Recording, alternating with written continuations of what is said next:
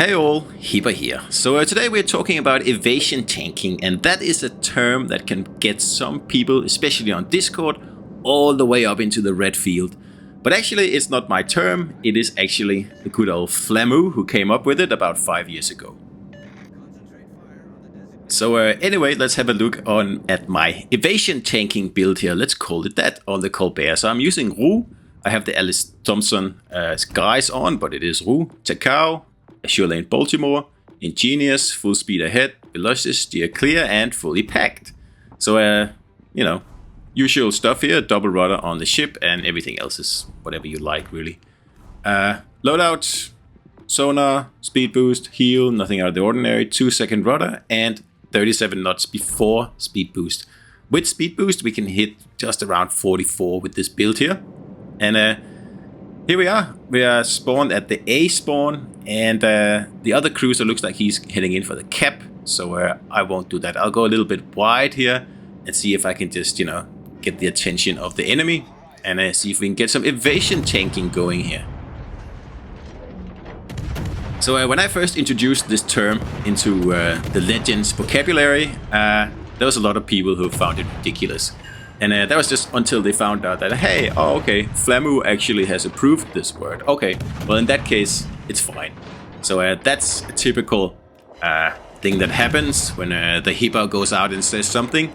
Then it's fashion to say the opposite, I guess. Some people find a lot of, you know, satisfaction in that, I guess.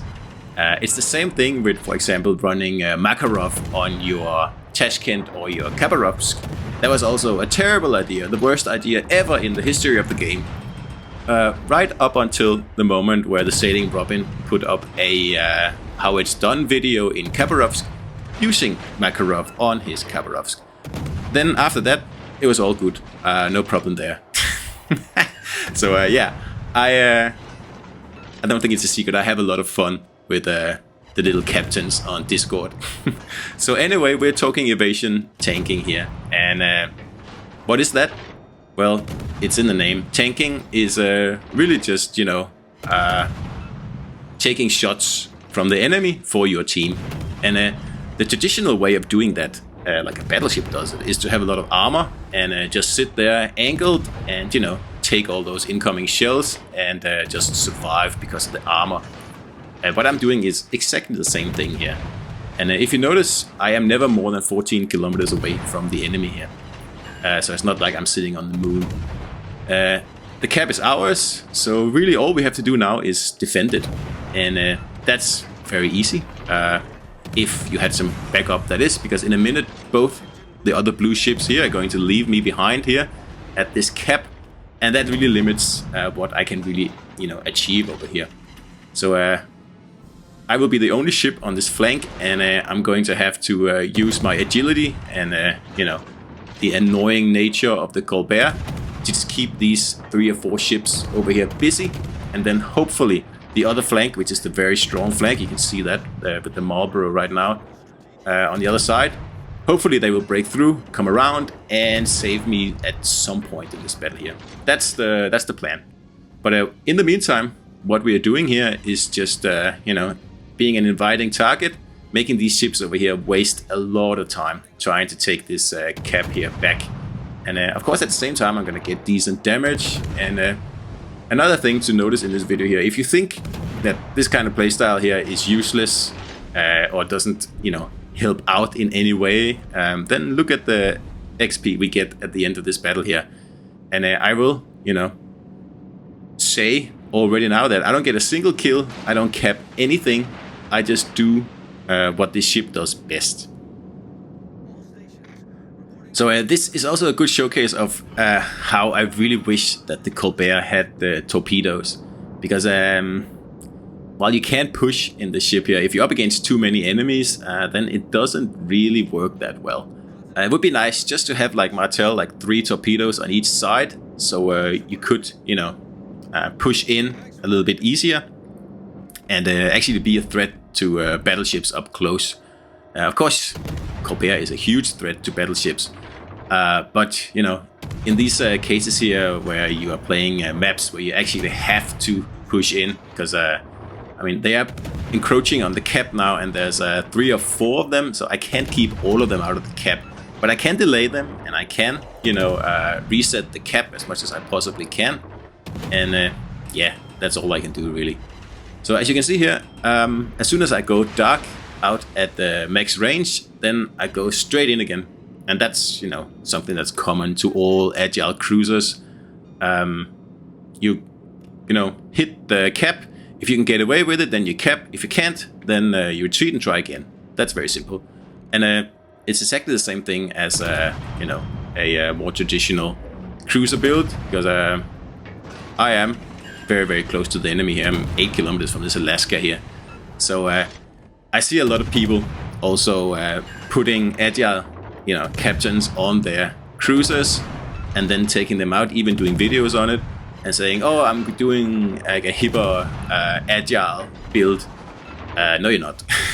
I mean, sitting far away from the battle in your fast rudder cruiser, that's not the idea. Like an Agile cruiser should be the first ship in the cap. I wasn't in this battle here, I will admit that, but only because the other cruiser actually went in before me. So, and what a chap he was. So now we're going to use that really fast rudder here, and all we're doing is just, you know, tanking shells. And got a really nice hit there, unfortunately. And it doesn't matter, like, if you're using your armor to tank shells, if you're using your agility or whatever you do, as long as it works, you know. And it sure works like this. So the real problem now over here is the Minotaur coming out of its hiding, because Minotaur is the hardest ship to counter in Colbert. I think you have to be, you know, like completely bow on or stern on to a Minotaur to be able to survive. And even then, if they shoot at your superstructure, which they always do, you're going to take massive damage still. So that's why I'm doing my best to avoid the Minotaur incoming rounds. I don't really care so much about the Alaska, because they're just gonna bounce anyway, usually. But the Minotaur is the threat here. And as you can see, we have wasted a lot of time over here. And they haven't taken the cap yet. And I've defended this cap for, what, 8 minutes now? And there's 4 ships over here, and they're busy, and, you know, they don't have time to do anything else in this battle other than wanting to sink this Agile cruiser out here. And then, if you look at the other flank, they've been using this hiatus here the right way to actually, you know, remove everyone over there, and now they're heading across the map to actually come over here and assist me. And they even actually removed that Alaska there for me. So all I have to do now, again, I'm at max range here, I'm gone dark, and I'm just turning in again. And this time I'm going for gold, because we only have, what, 6.5 minutes left or something, and, you know, the victory is pretty certain. We have lost this cap here, but it doesn't really matter now. We are 7 versus 4, and way ahead on points, because I held this cap here for as long as humanly possible. The sole ship on this flank here, by the way, because the 2 guys I spawned with, they left me. The cruiser did take the A cap, so I will give him that. But after that, they just ran away, which, I mean, you have the cap. Like, that's what's going to give you tickets, so it would make sense to defend it. At least try to defend it for a few minutes. Get some, you know, defend ribbons and stuff like that, and, you know, make the enemy waste more time. But no, they left that to me. And that's okay, because that's the role that Colbert really shines in. What it doesn't shine in is, taking on Minotaurs. Unless you catch them, like, flat broadside, then, yeah, you're gonna have a tough time. And it's a bit of a shame. And it's also the reason that Minotaur is just a much better ship than Colbert. Not only that reason, though. And just AP this Marlboro here, get some cheap damage here out of him, because he can't see anything.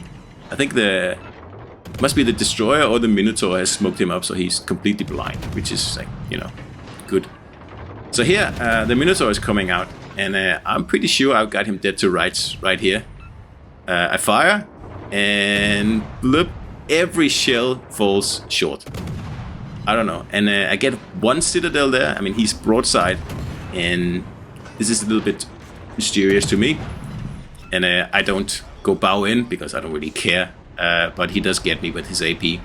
But that's okay. That's okay. They're down to 3, and in a minute, this Minotaur here is going to meet his maker. Because he's way out of his, his cover right here, and that's the end of him. And the Marlboro is left. So 160,000 damage, that's me in Colbert, but it does give me high caliber. And I did my job over here. I defended the flank for as long as I possibly could. The weak flank, I might add. I didn't have any support until here in the last few minutes. And that's what Colbert does really well. And how did I do it? Well, I evasion tanked. And, aggressive kiting, I guess you can call it. Like, kiting is like purely defensive, while evasion tanking is a whole other thing. But if in doubt, and you don't believe me, like all the other Discord people, then you can look up Flammu's video. Anyway, 3100 XP, that settles it. See you out there.